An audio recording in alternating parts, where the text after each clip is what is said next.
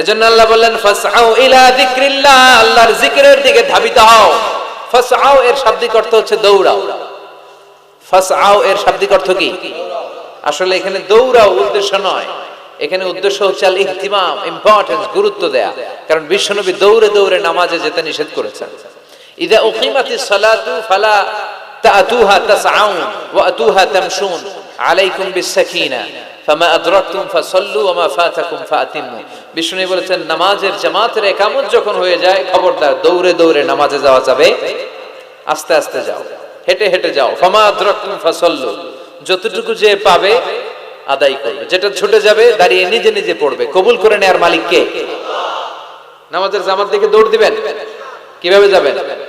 আস্তে আস্তে। আপনি দৌড়ে দৌড়ে গেলে আপনার ব্রেথ ইন ব্রেথ আউট, হাঁপানির ব্যারাম হবে। নামাজে যদি আপনি হাঁপাতে থাকেন এটা সুন্দর লাগবে?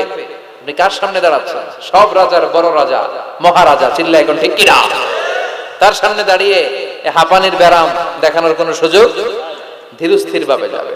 অনেকে এই কাজটা করে। মাগরিবের নামাজ ইমাম সাহেব কেরাত ধরেছে ওয়াদ্দুহা ওয়াল্লাইলি ইযা সাজা, যারা ওযু করতেছে, আমার নিজের দেখা, যারা ওযু করতেছে এদের মুখস্থ এই সূরা, তো এরা টের পাচ্ছে যে এখনই রুকুতে যাবে, আর দৌড় না মারলে রুকু ধরা যাবে। এখন কোন রকম ওযু করে দিছে দৌড়। মসজিদে ছিল টাইলসের মসজিদ, উল্টায় পড়ছে, মুসল্লি একদিকে লুঙ্গি আরেকদিকে। আছে না নাই? আমি নিজে দেখছি আমাদের এলাকার এক খাদেম দৌড় মাইরা উল্টায় পড়ে 3 মাস ওর পা ভাঙা অবস্থায় মসজিদে পড়েছিল। অধিকাংশ মসজিদ এখন টাইলসের। এজন্য বিশ্বনবীর দেয়া নিয়ম ভাঙলে বিপদ আছে না নাই? বিশ্বনবীর সুন্নাহ আছে যেখানে বারাকা আছে। এজন্য জামাত যদি শুরু হয়ে যায় দৌড় দিবেন কারা কারা? হাত তোলেন। তুলবেন? তুলবেন? কেউ তুলবেন না? আচ্ছা, তার মানে জামাত শুরু হয়ে গেলে দৌড়ে দৌড়ে জামাতে যে শরীক হওয়া যাবে, আস্তে আস্তে যাবে, যা পাবেন পড়বেন, বাকিটা আদায় করে নেবেন। কবুল করে নেবে কে?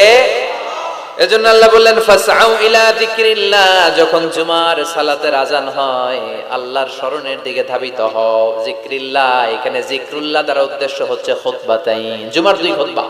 ফাসআউ ইলাল খুতবাতাইন, খুতবা শোনার জন্য তাড়াতাড়ি মসজিদে তোমরা ধাবিত হও। জুমার এই খুতবা শোনা কিন্তু ওয়াজিব, জানেন আপনারা?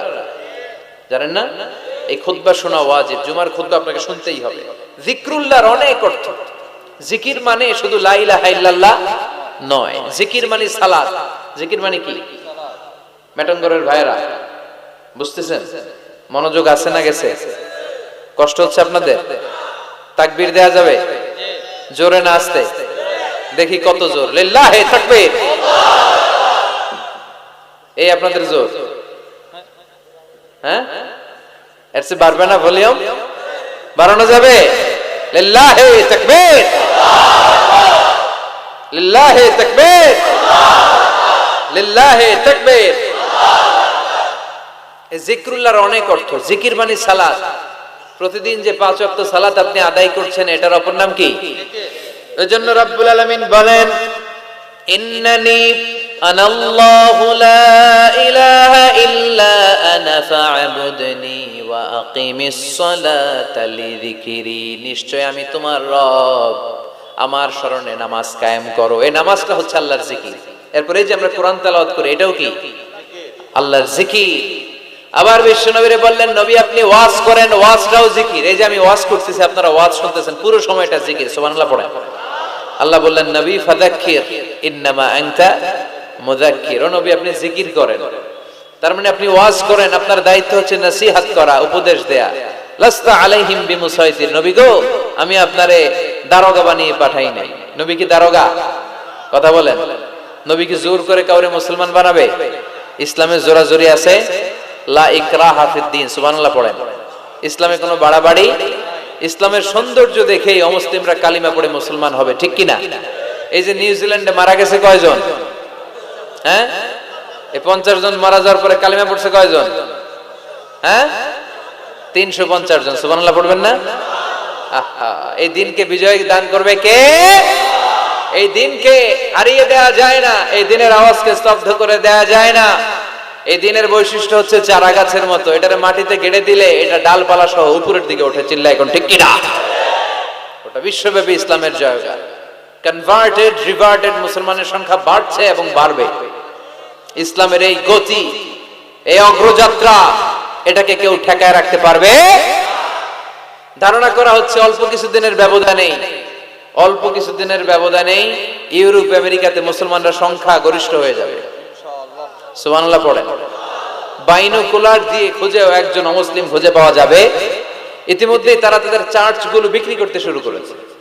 ওদের যে উপাসনালয়, গির্জা, আমার যত ফ্রেন্ড আমেরিকাতে আছে ওদের কাছে শুনেছি যতগুলো মসজিদে ওরা সালাত আদায় করে, এগুলো এর আগে ছিল ওদের গির্জা, ওদের চার্চ।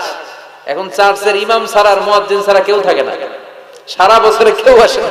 পরে দেখলে এই চার্চ রাইখাই লাভ নেই, এগুলোর দেবে মুসলমানদের কাছে ওদের গির্জা বিক্রি করে দিচ্ছে, আর মুসলমানরা এগুলোর মসজিদ বানায় নিচ্ছে। মসজিদ বানায় নিচ্ছে। বিশ্বনবী বললেন, ইন্নাল্লাহা যাওয়ালি আল আরদা ফারাআইতু মাশারিকাহা ওয়া মাগারিবাহা। আল্লাহ তাআলা পৃথিবীটার এরকম ছোট মিনিয়েচার বানিয়ে আমাকে দেখিয়েছে। তা আমিও ঘুরে ঘুরে পৃথিবীর ডানে বায়ে সামনে পিছনে পুরোটারে দেখেছি। আল্লাহ বলেছেন, নবী আপনি যদ্দূর দেখেছেন ঠিক তদ্দূর কালিমার বাণী আমি আল্লাহ পৌঁছে দেব। লা বাইতা ওয়াবার ওয়ালা মাদার ইল্লা আদখালাহু আল্লাহু হাদা দ্বীন। বিশ্বনবী বললেন, পৃথিবীতে এমন কোন ছনের ঘর থাকবে না, টিনের ঘর থাকবে না, দোচালা ঘর থাকবে না, বিল্ডিং থাকবে না, টাওয়ার থাকবে না, মরুভূমি আর জঙ্গল থাকবে না যেখানে লা ইলাহার বাণী উচ্চারিত হবে না। প্রতিটি আনাচে কানাচে এই শাহাদাত বাক্য, এই কালেমার বাণীকে পৌঁছে দিবে কে? এজন্য we are proud of as a Muslim. আমরা ইসলাম ধর্ম গ্রহণ করার কারণে অহংকার বোধ করি, গর্ববোধ করি, আল্লাহ শুকরিয়া করি, ঠিক কি না? সাইয়েদনা ওমর ফারুক বলতেন, নাহনু কওমুন আ'আজ্জানাল্লাহু বিল ইসলাম। আমরা তো এমন জাতি যে জাতিকে আল্লাহ তাআলা ইসলাম দিয়ে সম্মানিত করেছে। ফাইন ইবতাগাইনাল ইজ্জাতা বিগাইরিহি আযাল্লানাল্লাহ। ইসলাম রেখে দিয়ে অন্য কোথাও যদি আমরা সম্মান খুঁজি, আমাদেরকে অপদস্থ আর অপমানিত করবে কে? এজন্য ইসলাম আছে যেখানে আমরা আছে। এই জিকিরের অনেক অর্থ। তাহলে আমরা পেলাম জিকির মানে কোরআন, জিকির মানে সালাত, জিকির মানে ওয়াজ, আবার জিকির মানে লা ইলাহা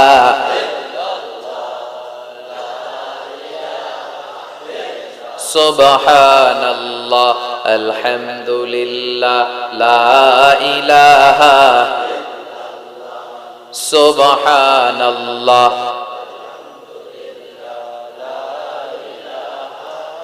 লা ইলাহা ইল্লাল্লাহ মুহাম্মাদুর রাসূলুল্লাহ সাল্লাল্লাহু আলাইহি ওয়াসাল্লাম। তার মানে জিকির মানে সালাত, জিকির মানে কোরআন, জিকির মানে ওয়াজ, আবার জিকির মানে লা ইলাহা। আফদালুয যিকরি লা ইলাহা ইল্লাল্লাহ। বিষ্ণু বললেন সবচেয়ে শ্রেষ্ঠ জিকির হচ্ছে লা ইলাহা ইল্লাল্লাহ। মান কালা লা ইলাহা ইল্লাল্লাহ মুখলিসান মিন কলবিহি দাখালাল জান্নাহ। ইখলাসের সাথে একবার যদি কেউ লা ইলাহা পড়ে, তার জন্য জান্নাতকে ওয়াজিব করে দিবে কে? আবার বিষ্ণু বললেন, লা ইয়াজালু লিসানুকা রাতবান মিন যিকরিল্লাহ। আল্লাহর জিকির থেকে কখনোই যেন তোমরা খালি হয়ে না যাও, সবটা সময় আল্লাহর জিকির দিয়ে জিহ্বাটারে ভিজিয়ে রাখবা। সব সময় জিহ্বাটারে কার জিকির দিয়ে ভিজিয়ে রাখবে? আবার বিষ্ণু বলতেন, আহাব্বুল কালাম ইলাল্লাহি আরবা। আল্লাহর কাছে সবচেয়ে প্রিয় কথা চারটি। এক হচ্ছে সুবহানাল্লাহ, দুই হচ্ছে আলহামদুলিল্লাহ, তিন হচ্ছে লা ইলাহা, চার হচ্ছে আল্লাহু আকবার। আওয়াজ করে বলেন তো, এক নম্বরে কোনটা? দুই নাম্বার, তিন নাম্বার, চার নাম্বার? সবাই আওয়াজ করে বলেন, এক নাম্বার, দুই নাম্বার, তিন নাম্বার, চার নাম্বার।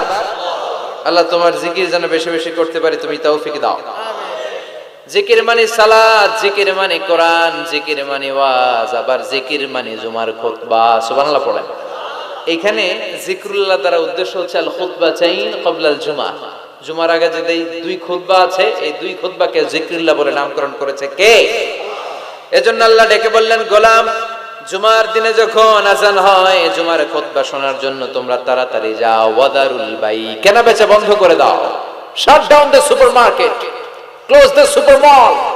দোকানের শাটার নামিয়ে দাও, ব্যবসা প্রতিষ্ঠান বন্ধ করে দাও, স্কুল কলেজ আদালত সব ক্লোজ করে দাও, ক্যাশ বক্সে তালা ঝুলিয়ে দাও। আদেশটা কার? জুমা চলাকালীন সময়ে, খুতবার সময় কোন দোকানপাট খোলা থাকতে পারবে? চিল্লায় বলেন পারবে? আল্লাহ বললেন, দেখা যায় অল্প সময় ব্যবসা নাই, এই অল্প সময়ের জন্য তোমার সাময়িক কিছু প্রফিট নাই, কিন্তু আসল প্রফিট করিয়ে দেওয়ার মালিক কে? যালিকুম খায়রুল লাকুম ইন কুনতুম তা'লামুন, এটাই তোমাদের জন্য কল্যাণকর যদি তোমরা বুঝো। কার কথা? যদিও 2 ঘন্টা সুপার শপ বন্ধ থাকবে, সামান্য কিছু সময় বেচা কিনা নাই, কিন্তু আপনার ব্যবসায় বরকত ঢুকায় দেওয়ার মালিক কে? কেউ যেটা পারে না, পারে কে? এরপর আল্লাহ বললেন ফাইযা কুদিয়াতিস সালাতু ফান্তাশিরু ফিল আরদি ওয়াবতাগু মিন ফাদলিল্লাহ ওয়াযকুরুল্লাহা কাসীরান লাআল্লাকুম তুফলিহুন। সুবহানাল্লাহ পড়ে।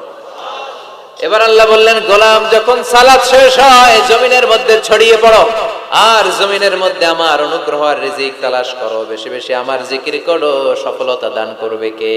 আল্লাহ। ইসলামের দেয়া বিধিনিষেধ হচ্ছে নামাজ শেষ আপনি জমিনে চলে যাবেন, নামাজ যখন শেষ হয়ে যায় আপনি মসজিদ থেকে বের হয়ে যাবেন, ছাত্র চলে যাবে তার কলেজে, টিচার চলে যাবে শিক্ষকদের কমন রুমে, মেম্বার অফ দ্য পার্লামেন্ট চলে যাবে পার্লামেন্টে, ঠিক কিনা? কৃষক চলে যাবে মাঠে।